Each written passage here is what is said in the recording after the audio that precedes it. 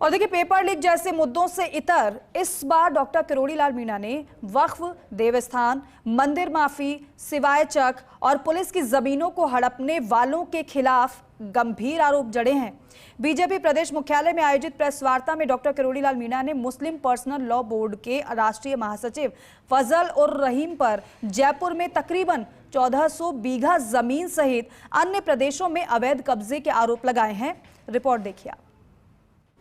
BJP के वरिष्ठ नेता किरोड़ी लाल मीणा लगातार पेपर लीक और आरपीएससी में करप्शन से जुड़े मुद्दों को उठाते रहे हैं, लेकिन इस बार उन्होंने बीजेपी मुख्यालय में की गई प्रेस वार्ता में अलग विषय पर हल्ला बोला।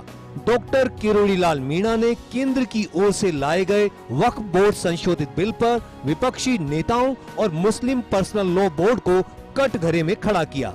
किरोड़ी ने कहा कि 2008 में जेपीसी की रिपोर्ट को शामिल करते हुए केंद्र सरकार ने तय किया वक्फ संशोधित बिल संसद में लाना चाहिए, क्योंकि अवैध रूप से जमीन बेचकर अरबों का धन अर्जित किया गया है। सच्चर कमेटी ने भी वक्फ बोर्ड कानून में परिवर्तन करने की सिफारिश की थी। किरोड़ी ने कहा कि मुसलमानों के बड़े नेताओं की वक्फ बोर्ड की संपत्ति पर नजर है, आम मुसलमान को इसका कोई लाभ नहीं मिल रहा। ऑल इंडिया मुस्लिम बोर्ड के राष्ट्रीय महासचिव फजल रहीम पर आरोप लगाते हुए कहा कि फजल का कांग्रेस के नेताओं के साथ संबंध है। उन्होंने जयपुर में करीब 1400 बीघा जमीन पर अवैध कब्जा किया है। इस मामले की ईडी, सीबीआई और एसओजी से जांच करवाकर दोषियों के खिलाफ सख्त कार्रवाई करवाने के लिए पीएम और सीएम से मांग करूंगा। जो वक्फ बिल संसद में आने वाला है, इसके लिए एक संगठित विरोध नाम दिया जाना चाहिए।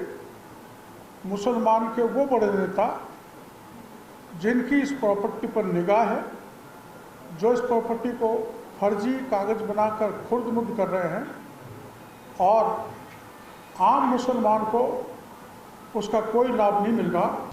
किरोड़ी लाल मीणा ने कहा कि फजल उर रहीम कांग्रेस अध्यक्ष मल्लिकार्जुन खड़गे, पूर्व सीएम अशोक गहलोत, कर्नाटक सीएम सिद्धारमैया, पूर्व मंत्री सलमान खुर्शीद, एनसीपी के शरद पवार, तमिलनाडु के सीएम स्टालिन सहित अनेक लोगों के साथ मिलकर पीएम मोदी के खिलाफ षड्यंत्र रचकर मुसलमानों को भड़का रहा है। इन्होंने देश में अशांति और अस्थिरता फैलाने का काम किया है। एक और फजल फर्जी दस्तावेजों के आधार पर वक्फ, ट्रस्ट और मंदिर माफी की जमीनों को हड़प रहा है, तो वहीं दूसरी ओर खाड़ी देशों से भी उसे अवैध धन मिल रहा है। फजल ने कुछ लोगों के साथ मिलकर किशनपुरा आमेर में 900 बीघा राजकीय भूमि पर कब्जा कर धर्म विशेष के लोगों की 12 अवैध कॉलोनियां बसा दी।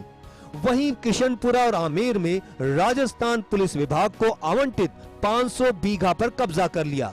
उन्होंने कहा कि फजल उर रहीम की बेटी सुल्ताना राजस्थान कांग्रेस में, महिला कांग्रेस में महासचिव, दामाद मोहम्मद शोएब प्रदेश कांग्रेस कमेटी का सदस्य है।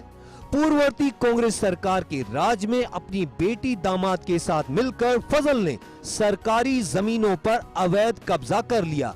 फजल उर रहीम ने 2005 में फर्जी इकरारनामा के जरिए जामिया हिदायत ट्रस्ट जयपुर और मौलाना अब्दुल रहीम एजुकेशनल ट्रस्ट की जयपुर और अहमदाबाद में स्थित 18 से 20 बीघा भूमि करोड़ों रुपए में बेचकर इन पर समुदाय विशेष की अवैध कॉलोनियां बसा दी।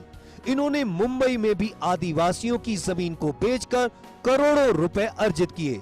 फजल ने मौलाना अब्दुल रहीम एजुकेशनल ट्रस्ट और मूसा फाउंडेशन ट्रस्ट बनाकर इन ट्रस्टों के बैंक खातों में करोड़ों रुपयों का लेन देन किया, जो कि एफसीआरए का उल्लंघन है। All India Muslim personal law board के राष्ट्रीय महासचिव फजल उर रहीम सबसे बड़े पैरोकार बनकर देश में मुसलमानों को भड़का रहे तथा उनको हिंसा पर उतारू कर रहे हैं। बड़े लोगों से मिलकर नरेंद्र मोदी के खिलाफ एक अभियान चलाया जा रहा है तथा इनके द्वारा देश भर में एक क्यूआर कोड के माध्यम से आम मुसलमानों को भड़काया जा रहा है। इसमें ऐसा कुछ भी नहीं है, सब काम कर रहे हैं, जन सेवा के लिए समर्पित हैं सब लोग। और किरोड़ी लाल जी भी काम कर रहे हैं, बैठकों में भी बैठे हैं, मंत्रिमंडल की बैठक थी उसमें वो सम्मिलित भी हुए। तो ये तो हमारा काम, हर कार्यकर्ता काम कर ही रहा है।